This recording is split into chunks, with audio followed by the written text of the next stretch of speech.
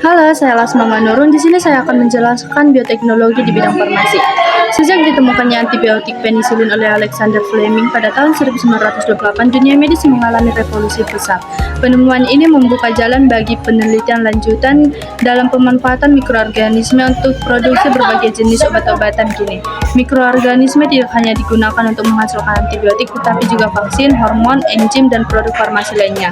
Pemanfaatan bioteknologi modern telah memperluas cakupan aplikasi mikroorganisme dalam dunia farmasi. Yang berikutnya adalah produksi antibiotik.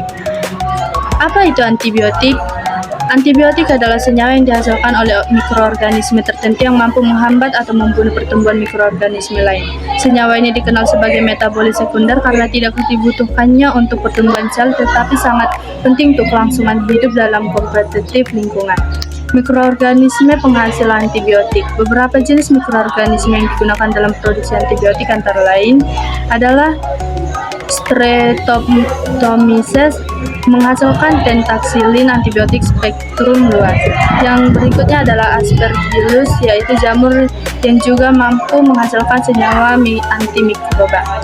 Yang berikutnya adalah manfaat antibiotik. Antibiotik memiliki peran vital dalam dunia medis, terutama untuk mengobati infeksi yang disebabkan oleh bakteri patogen, mencegah penyebaran penyakit menular. Digunakan dalam pencegahan infeksi pasca operasi, namun penggunaannya harus bijak karena pemakaian berlebihan dapat menyebabkan resistensi antibiotik. Nah, yang berikutnya adalah produksi vaksin. Apa itu vaksin? Vaksin adalah produk biologis yang berasal dari mikroorganisme, virus, atau bakteri yang telah dilemahkan atau dimatikan sehingga tidak menyebabkan penyakit, namun mampu merangsang sistem kekebalan tubuh untuk membentuk antibodi. Tujuan vaksinasi.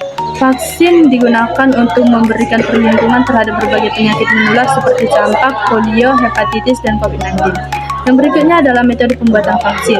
Terdapat dua pendekatan utama dalam pembuatan vaksin, yaitu metode konvensional, menggunakan mikroorganisme yang hidup yang dilemahkan, dan menggunakan mikroorganisme mati, virus dilemahkan dengan bahan kimia atau panas.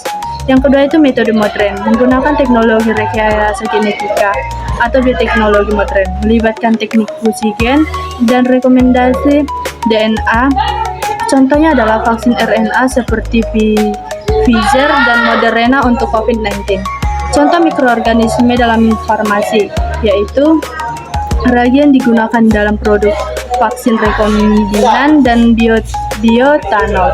Yang berikutnya adalah dapat dimodifikasi secara genetik untuk menghasilkan insulin dan hormon lainnya. Dan yang berikutnya Penicillium notatum. Penghasilan penisilin antibiotik pertama yang ditemukan. Dan yang berikutnya tepung gandum, yaitu sumber media fermentasi untuk beberapa mikroorganisme farmasi. Dan berikutnya adalah kesimpulan. Mikroorganisme berperan penting dalam pengembangan berbagai produk farmasi, dari antibiotik hingga vaksin. Dengan kemajuan teknologi bioteknologi, pemanfaatan mikroorganisme menjadi semakin luas dan efisien. Penting bagi kita untuk memahami dan menghargai peran mikroorganisme sebagai pionir dalam dunia medis dan kesehatan.